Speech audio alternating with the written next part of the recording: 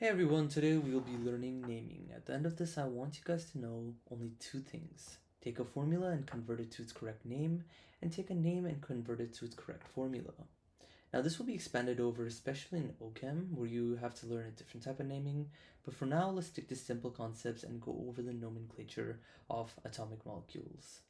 Now the first thing you want to know is that there is a naming scheme. Now, for one atom, that's mono. For two atoms, that's di. Three atoms, tri. Four atoms, tetra. Five atoms, penta. Six atoms, hexa. Seven atoms, hepta. Eight atoms, octa. Nine atoms, nona. 10 atoms, deca. Now, this is basically referring to the number of bonded atoms there is in a certain thing. With that being said, there's three types of naming that we'll cover, and here's how it works. The first type we want to look at is without a metal. So if the molecule we're looking at doesn't have a metal. Now the way of naming these are pretty simple. We want to take the first atom and add a prefix to it, the prefix being mono, di, tri, tetra, etc. And if it's only one, and that's the first atom, we skip the mono. Now we take the second atom and we add a prefix to it as well as a suffix "ide". So let's look at PO4, for example. We got potassium and we got oxygen, four of them. Since potassium is the first atom and there's only one of it, meaning it's mono, we just say phosphorus. And the second atom, since it's four oxygens, we do tetraoxide, and the IDE being the suffix. So altogether, you should get phosphorus tetraoxide. Okay, let's do one more. H2O. We know this as water, but a chemical name for it could be dihydrogen, the two oxygens, and monoxide. We add mono because it's the second atom, and ide as we should. So altogether, another name for water, or H2O, could be dihydrogen monoxide. Now, the other type of naming we want to do is look at metals. So here's the two type of metal namings we'll do. Normal metals, which is stuff in the first two columns of the periodic table, and transition metals, stuff in the middle of the periodic table. The difference we want to know is charge.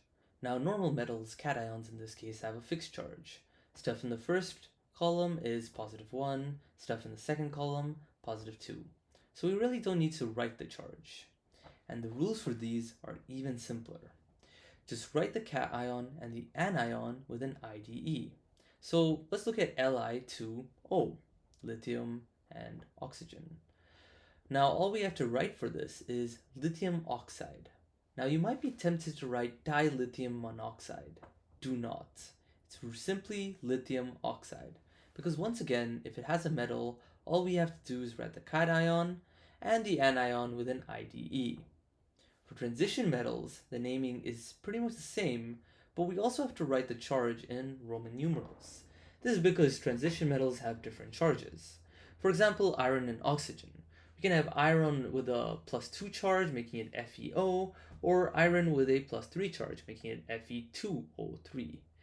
The way we can distinguish it is the cation, and in this case, the English name, iron 2 oxide and iron 3 oxide. We can distinguish it with its new Roman numerals. Now, for the final name you need to know is polyatomic ions. These are pretty intuitive. These will always be paired with a cation, so just follow the metal rules. Just never change the ending to an IDE. It is lithium acetate, not lithium acetate. Now, let's go through exceptions. Some transition metals have fixed charges.